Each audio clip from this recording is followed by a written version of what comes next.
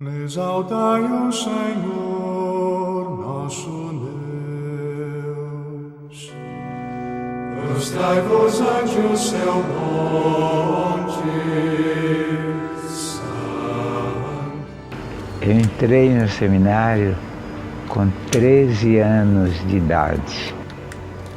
Eu fui de Itabuna, onde eu morava na Bahia, a São Paulo, hoje cidade de Osasco. Então, para ir a São Paulo, precisava de avião. E o meu pároco, que era um velho italiano, ele tinha prometido que ia me levar até São Paulo. Mas no dia ele teve algum problema, etc., acabou não levando. Então eu fui para o aeroporto com a minha mãe e o avião não chegava. Então fomos para Ilhéus, a 20 e poucos quilômetros. E lá tomamos o avião. Minha mãe recomendou-me a uma senhora que estava indo para São Paulo. Naquela época as coisas eram mais fáceis em termos de documentação, não é? Hoje, para você sair, precisa de documento dos pais, etc. Mas não foi o meu caso. Eu fui com essa senhora. Chegando em Congonhas, o noivo dela foi buscá-la e me levou até a sede dos passionistas em São Paulo.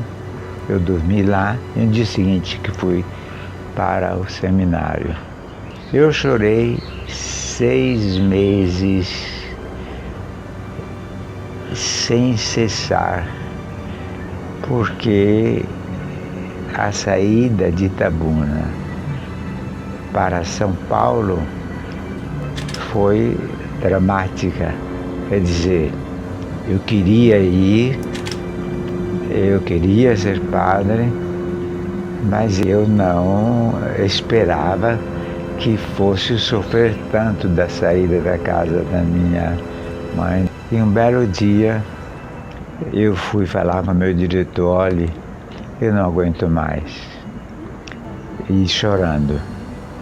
Aí o meu diretor disse: meu filho, enxuga essas lágrimas e vai para frente. Eu entrei na congregação também na sua idade. E hoje já sou padre. O tempo passa tão depressa que você nem vê. Mas dentro de mim também eu tinha esse pensamento: eu vim para ficar, por isso que eu não tinha saído antes. Eu vim para ficar. Daí para frente eu não tive mais dificuldade. Deus é rei, diante dele estremeçam os povos. Não lembro de ter na vida desejado outra coisa a não ser padre. Porque eu fui coroinha desde menino, muito novinho, 6, 7 anos já era coroinha, e íamos todos os domingos para a missa. E o meu pároco dizia: é preciso esperar para ver se é a mesma vontade de Deus. Tinha outros 2 rapazes que queriam entrar no seminário, e muito melhores do que eu. No entanto, acabei indo sozinho para o seminário, mas tem um particular que vocês não sabem, mas já sabem. Na verdade, eu não podia ir para o seminário, porque não era filho legítimo. Ele reina entre os anjos que a terra. A minha mãe tinha sido abandonada pelo seu esposo e veio de Sergipe, uma cidade chamada Boquim, para Itabuna. Ela trouxe uma máquina de mão e começou a trabalhar com 5 filhos que ela tinha. de repente, houve esse encontro com um fazendeiro da cidade e daí nascemos 3 filhos. São os meus. Um morreu com 18 anos em uma piscina, um desastre. E somos 2 ainda. Um dia, aí eu lembro bem, estava mais ou menos com 10 anos, a igreja estava fechada, não tinha ninguém, e eu estava diante do Santíssimo chorando e rezando, dizendo: eu queria ser padre, mas não posso ser padre. E no dia seguinte, eu cheguei para ajudar a missa e o padre Xavier me disse: Washington, ele me chamava de Washington, Washington, não se preocupe, a igreja tem solução para tudo. Quando chegar a época, você vai entrar no seminário. Essa, em síntese, é a minha história inicial. Nasceu aos pés do Santíssimo Sacramento a certeza de que isso podia acontecer. Acima de todos os povos se eleva. Você, na verdade, com a falta presencial do Pai, você tem sempre uma marca. Você fica sempre como alguém a quem falta alguém. Minha mãe fazia os 2 lados, pai e mãe. Ela era muito materna, cuidava de nós com muito amor, trabalhava bastante e ao mesmo tempo era muito severa. Mas a falta do pai sempre me marcou, não só lá atrás, quando eu entrei, mas até o momento em que eu descobri a paternidade de Deus. Glorifiquem seu nome terrível e grande. Já estava em Roma, já era estudante de filosofia e fui convidado para um encontro do movimento dos focolares. E lá se falava da paternidade de Deus. E se explicou que a falta de alguma coisa na vida, algum sofrimento da vida pessoal,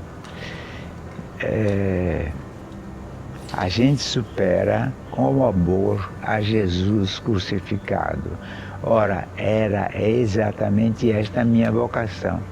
Imagine que eu tinha passado todo o seminário menor, o noviciado, e já era estudante de filosofia, tendo bebido da fonte de São Paulo da Cruz, sem ter superado esse assunto. Tinha um padre jesuíta, que era padre Pfeiffer, um padre alemão. E eu fui, então, conversar com ele lá no último andar da universidade. Então eu contei toda essa história e ele, no fim, disse: mas Washington, isto daí é Jesus crucificado, Jesus abandonado. Precisa amar Jesus abandonado. Então eu descobri que toda dor se pode transformar em amor. Porque ele é santo e é forte. Fiquei 8 anos em Roma e voltei, fiquei 2 anos em Itabuna na minha cidade, porque lá tinha os passionistas, mas era missionário popular. Aqueles missionários, a gente ficava pouco em casa, ia de cidade em cidade fazendo as santas missões. Depois eu fui para Jequié alguns meses para começar um seminário dos passionistas em 1978. Em Salvador, um padre adoeceu, um padre ancião, e foi para a Itália. Aí precisou de um novo pároco em Salvador. Aí então eu levei os seminaristas, eram poucos, 3 ou 4, levei para Salvador e lá fiquei sendo o diretor dos estudantes chamados e também pároco. Lá fiquei cerca de 10 anos, quase 10 anos, quando fui nomeado bispo. E hoje eu agradeço a Deus, depois de quase 50 anos, só pode agradecer, mas não sabe por que foi chamado sacerdote, pode mensurar o dom que recebeu, a graça que Deus lhe fez. Há uns anos vinha se dizendo que eu ia ser bispo. As fofocas, mas de bispos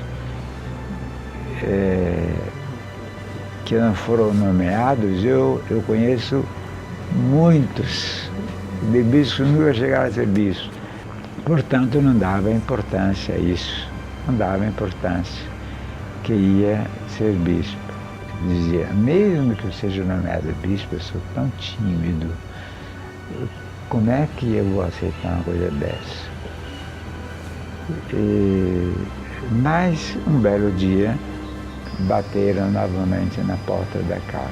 Eu abri, era o correio que trazia uma carta da Anunciatura Apostólica, escrito assim: Reverendíssimo Padre, o Santo Padre João Paulo II te nomeou bispo de São Luís de Montes Belos e espera que a sua resposta seja sim.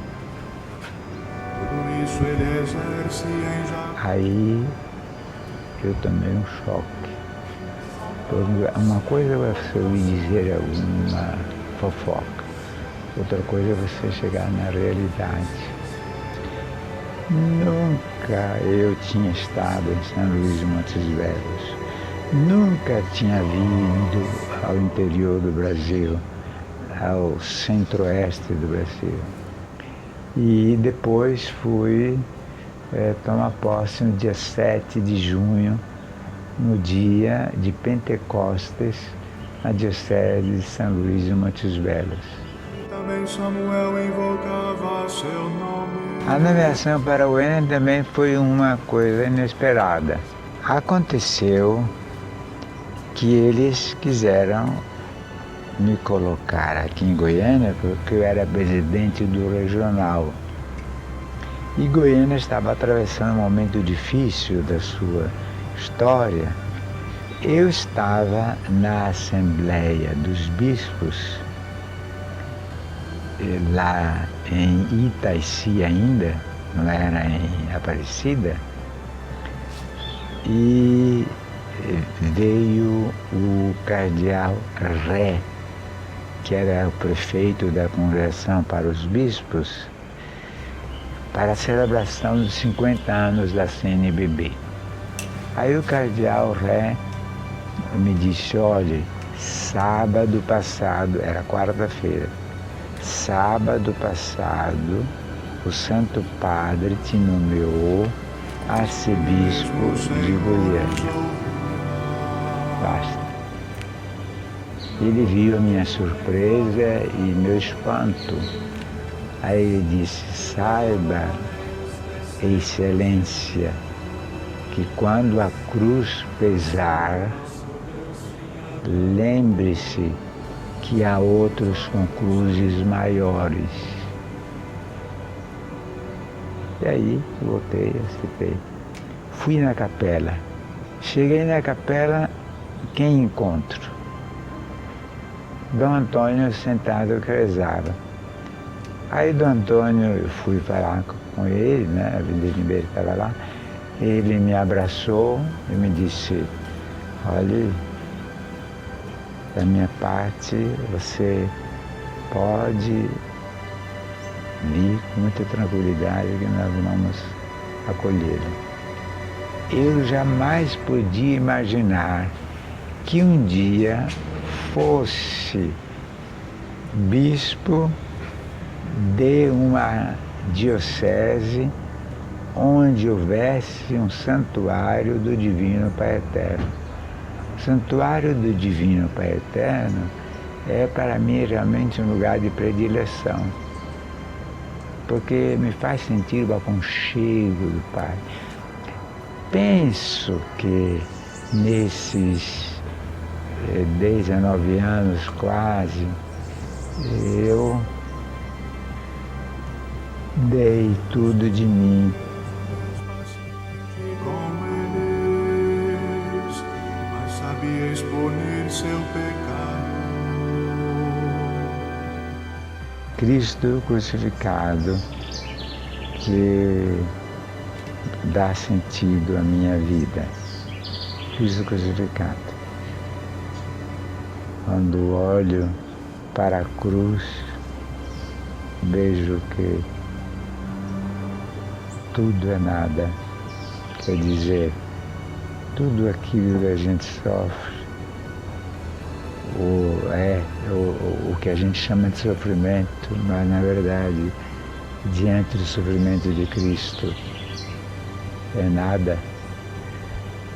Tudo aquilo que a gente sofre, olhando para a cruz, a gente vê que Cristo sofreu muito mais. Tudo passa neste mundo realmente. Então Nossa Senhora é uma devoção que eu aprendi no berço. Em casa se rezava o texto toda noite. Depois, no seminário, fui sempre mais aprendendo a amar Nossa Senhora. Porque Nossa Senhora é quem mais neste mundo fez a vontade de Deus. E quem mais amou Maria neste mundo foi Jesus. Maria amou a Deus. E Jesus amou Maria, porque via nela realmente a encarnação da sua palavra. Na minha vida posso resumir em 3 palavras os meus amores.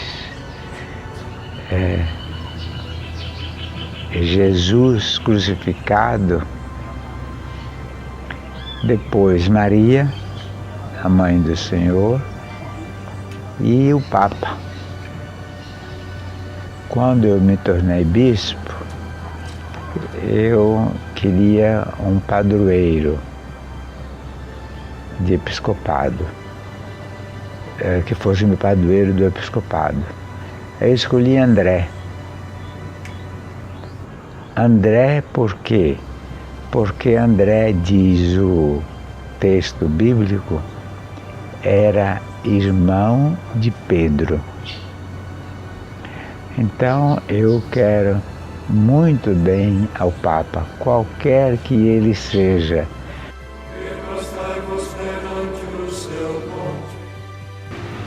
Fui na vida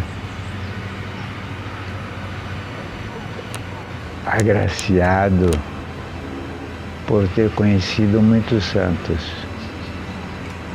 não só os já canonizados, mas também os santos em casa, pessoas que viviam santamente.